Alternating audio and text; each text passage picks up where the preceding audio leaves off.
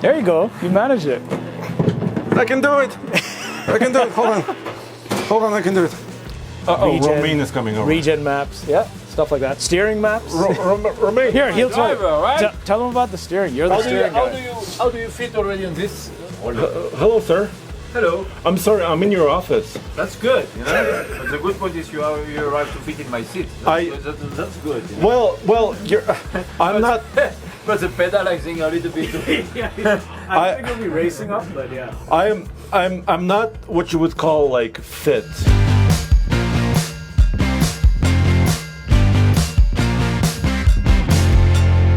I want to show you something completely bonkers. Check this out. Come along with me. This is the Ford F-150 Lightning Super Truck by Ford Performance, and this is the Pikes Peak Hill Climb Special. It has crazy specs that I'll describe to you in a moment. We're going to talk to engineers behind it. We're here at Pikes Peak International Raceway. I'm going to talk to the race car driver about it, and at the end of this video you'll learn everything about it and how this race truck hints at the future of electric vehicles.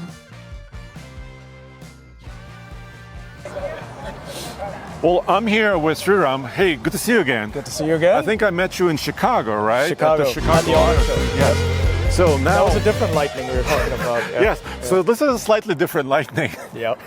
So this is I would call it Pikes Peak Special, right?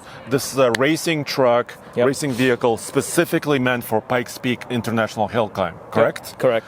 All right. So where do we start? I mean, there's chassis is unique, right? So chassis, there's aero. not much on this thing that's available right now on sale, right? Correct. If anything. Yeah, these things, all our demonstrators are about pushing the technology limits in different areas, whether it's aero, chassis, powertrain, etc. All different demonstrators do different things. With this, we're trying out things that will be applicable to future models. So, we're not saying yet what's going on with it. Okay. So like things like architectures, motors, batteries. Aero, right? For instance, there's Aerodynamics. parts like if you look at the headlamps, right? We've got these features here. These will be, they're not movable right now, but we'll have ducts here. There's flow-through things that we investigate there. There's C-pillar appliques that we're trying out. You have little winglets everywhere. Well, so that actually is interesting because that is super critical for balance, like aero balance. It moves the balance forward without taking too much of a penalty on rear downforce. Okay. So he doesn't lose any feeling on the rear, but he gets more front end bite. And those are super critical in that. There's so much to learn about this truck. For example, its theoretical top speed could be 210 miles per hour or something a little bit above that. Of course, it will not see that speed at this hill climb. I was just talking to the engineering team, and the top speed could be at most 137 miles per hour. This is also a very tight track or highway with a lot of hairpin turns. So there's not an opportunity to really stretch the legs. But also you have to manage all the energy and the speed and performance of this vehicle. So it will see about 137 miles per hour top speed at this race, but it has a very good chance of taking first in class and maybe even setting a record for any electric vehicle on this mountain. State of charge. Do you notice as the battery state of charge decreases near the top, is the power decreasing too a little bit? For sure, you need to adapt your car with the battery you have in terms of we call it the SOC, so the level of battery. Yeah. So this is for sure, at the end, it's still an electric car. For sure, you want the maximum power out of it, but you have to keep in mind that it's the opposite of the combustion engine, and it's, it's let's say somehow the more difficult point is you still have, a small capacity, it's more heavy, but for sure you have more power, it's more responding. Yeah. But it's why Pikes Peak is beautiful. It's, you can come with your own idea and do something completely crazy. You can have a lot of money or not so much money, but you can still arrive with your own idea. And this is why it's very good.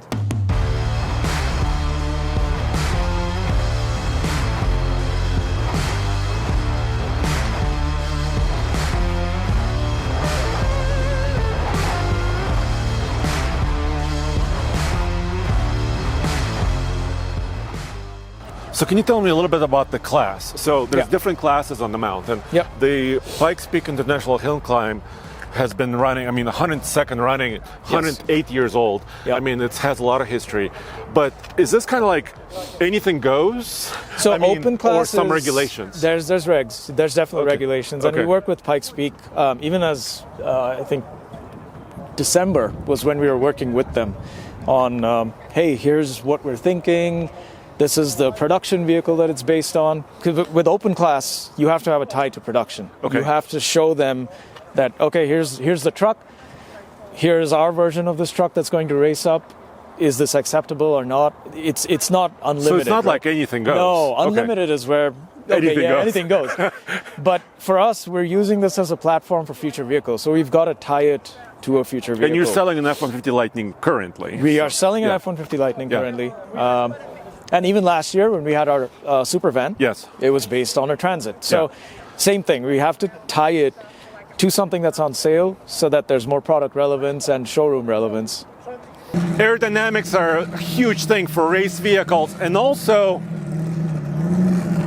everyday vehicles too, because you want efficiency when you're driving on the highway, but you want downforce when you're driving on a race course. And this aerodynamic package provides up to 6,000 pounds of downforce at 150 miles per hour. Pretty crazy stuff. So the idea behind this is that as you go up the mountain, air density Goes down and reduces down, by down. about 40% at Yeah. the summit. And so if you want to keep all of your grip, you're just going to have to go really crazy on the downforce. That's why you see a lot of hill climb cars in general have Huge a lot wings. of huge Yeah. wings. Yeah. But we've taken that to the extreme. And again, we have aerodynamicists who are just waiting to go no rules, right? Okay. Everything we do has rules and regulations that they need to follow. And here, But there's a lot of creative force behind Oh, absolutely. it. The I mean, you designers. look at the diffuser. Yeah, right? let's take a look back here. Just it's over 6 feet tall. I could sleep inside of it. Yeah, if you didn't have those blades over there. But it's meant to be something that gives you a huge amount of grip across multiple ride heights, right? Yeah. So you have the wing and the diffuser working in conjunction. You've got a front wing, a triple element front wing. Yeah. You've got all these pieces here that come together to give you 6,000 pounds at 150 miles an hour. But that's at sea level. At the summit, you're still going to get about 3,600 pounds of You downforce. said you lose 40% or you're at 40%? No, you lose. You lose about yeah. 40%, yes. And the powerful And also thing about oxygen that, too. I mean, Well, yeah, if we were you up lose there, oxygen. we'd be kind of breathing a little bit heavier, we right? would be way heavier. Yeah. And the idea here was we wanted to at least have, more than the weight of the truck itself pushing down on it, even as you get to the summit. So it's kind of trying to get this thing to be aerodynamically robust across a huge range of ride heights, altitudes, you name it.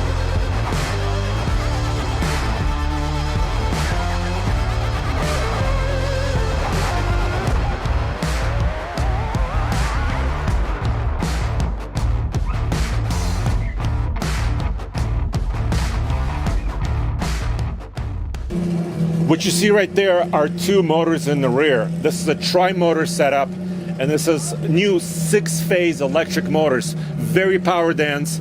And after talking to the engineering team, 1,600 horsepower total, but it's kind of average. It's going to be about 1,600 horsepower at the bottom of the mountain with a full state of charge, and it's going to be 1,600 horsepower at the very top of the mountain.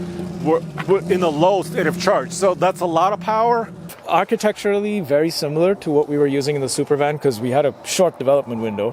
And these are pretty robust. We've raced it across Pikes Peak, Bathurst, and a generation of it had also done Goodwood before that. So Okay. we kind of know these motors. Starred, our partners, designed these and built these, and they are very robust. They're 6-phase, extremely powerful So motors. power dense motors. Very power dense, Okay. and we total these three together are about 1,600 horsepower. Okay. At full charge, correct? At full charge, yeah. Okay. And what's the voltage? It's and about what's the battery? 900 volts. About 800? 900 volts. 900 yeah. volts, yes. And that's a 50 kilowatt hour battery pack. So the pack actually is like right here in the Kind of in middle. the center? Yeah. Okay. Yeah. So you know, You said 50 architecturally, kilowatt hours. 50 kilowatt Okay. hours, and they're, you know, lithium-ion pouch cells, similar in architecture, I would say. But the things we have to do in order to get these really high discharge is not. So the it's not discharge something rate, you're going to see on and the also road. charge rate can be pretty high as well. Charge rate can be high. Okay. You have huge amounts of regen, but yeah, they're architecturally different from what you'd get on the road. Like the philosophies you use to cool this, those are things we learn and take back. But the cells itself, they're very, very high discharge, right? They're super powerful cells. And that's just enough energy approximately to make the race, right? Correct. So Yep. you're not adding extra capacity into this vehicle. It's in the end, it's a race truck, and there's nothing that extraneous on here. So I want to talk to you a little bit about driving an electric race truck like this versus internal combustion truck. Because you've done both on Pikes Peak, right? Correct? Because the big challenge is air density, right? So oxygen, internal combustion needs oxygen to make power. And you talked about air density affects everything, including brakes even. I mean, who would have thought air density affects brakes? So how does this different in an electric vehicle? I mean, Pikes Peak is really one of the hardest places in the world you can imagine for racing. People don't realize, you know, when you have, like me from Europe, when you have brands like Ford calling you, or Volkswagen or Porsche, when I drove many things here, I always tell them, you know, with a lot of respect that we can have, Pikes Peak is so different that you are used to. You have really to go to the basic and listen about the experience. It's true. I mean, Yeah. we can compare. I mean, I'm driving Le Mans, I'm driving the Dakar, I'm driving Monte Carlo Rally. I mean, I done nearly everything. Yeah. But Pikes Peak is so different. So you can't practice somewhere Exactly, else you know? and come here. So if you have a combustion engine, you have the problem with the altitude. But you know, you will have the problem with the air density. Air density will create an issue with the downforce because you will have less downforce. Yes. You will have a problem with the brake. But on top of that, you don't have one race in the world with only 14 miles who start at 2,000 meters and end up at 4,000 meters. But on top of that, when you start, it's 25. Sorry, I'm speaking in Celsius. It's 25 degrees Celsius, and you end up to zero. Normally, it's quite constant, you know. Yes. So it's very so for the tires. It's also very, very difficult for any brand of tires when you are coming here. Pikes Peak is a big challenge, you know. Everything in Pikes Peak is a challenge. And this is why I like Pikes Peak.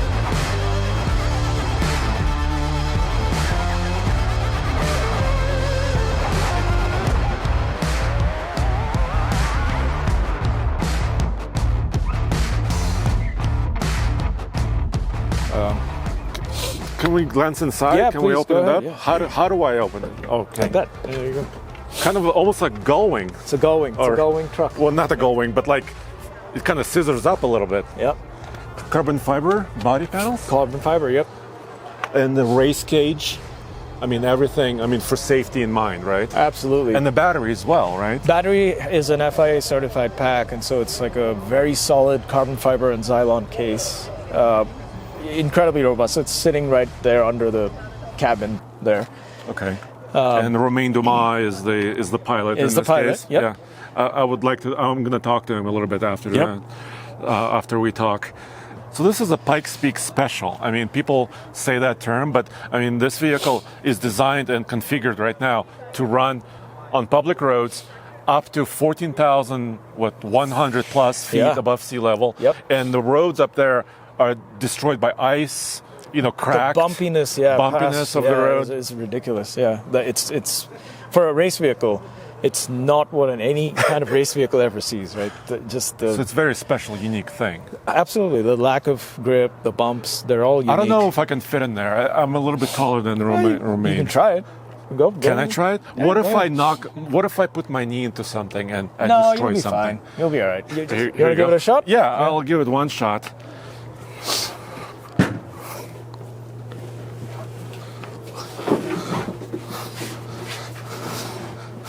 There you go. You managed it. I can do it. I can do it. Hold on. Hold on, I can do it.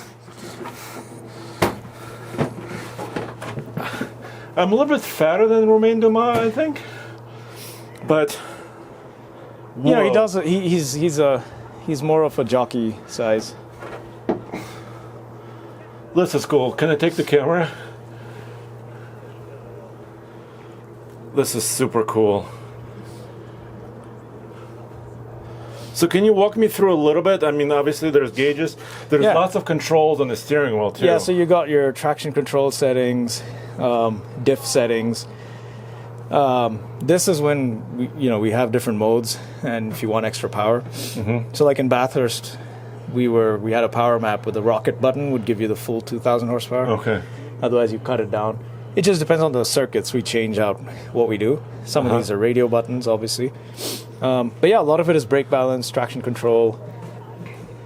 Romain is coming over. Regen maps, stuff like that. Steering maps. Romain. Here, he'll tell you. Right? Tell him about the steering. You're the steering guy. How do you fit already on this?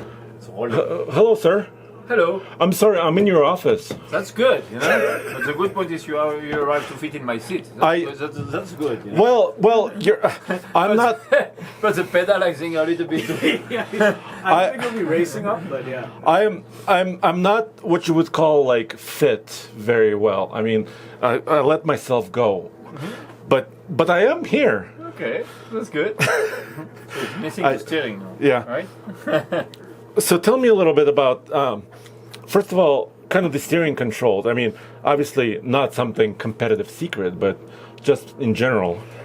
Well, in general, let's start from the back. As you can see, you have 6 pedals.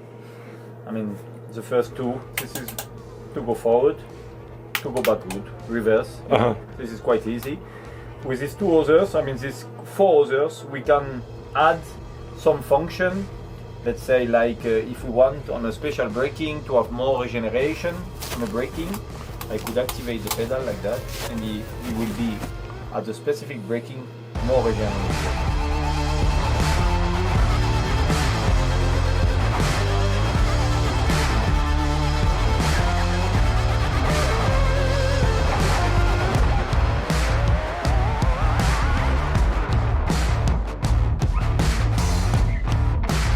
Let's go to the front of the steering wheel. So the front, so what we can see here, so let's start with the middle here. This is a power steering assistance. So by driving, I can have more or less assistance on a steering. You know, we have big tires, so a lot of grip on the tires, so you have a lot of force on the steering. So for sure, by one click like that, I will have a little bit more assistance. And on the last sector, where it's only fast corner, you don't want the steering too pointy, too direct. So I will go back to 2, let's say like that. So this is for steering. BAL, what you see here, it's a regeneration on braking, balance. So I can play with that, putting more brake to the rear, more brake to the front. So -2 is more 0, it's really neutral. -2 is more on the rear. So right now I'm using -2. TC is traction control. If you have some wheel spin and so on a rain or on a wet, you can have it to try to limit the torque. You know. So this blue, it's the wiper, as you can see. The yellow pit, you know, is to have a constant speed on the pit lane. Okay. So this is also another position for the pit. You can program 2 speed, let's say like that. Race. So when I start, I am on a rod strategy, so means not so much power. When I'm pressing that, I have full power. So at the start of the you're race, ready to go. Yeah, exactly. This green, when I have an alarm here, when I read it and I want that this alarm disappear, I'll press. This is also a reset button. Let's say if you have an alarm who is coming back all the time because it's a big problem. Sure. But you know, you want to finish your run and really you need to have this screen free. You press a little bit longer time and it will disappear. And this 2 rotary here is to change you will see here. Yeah. The torque map.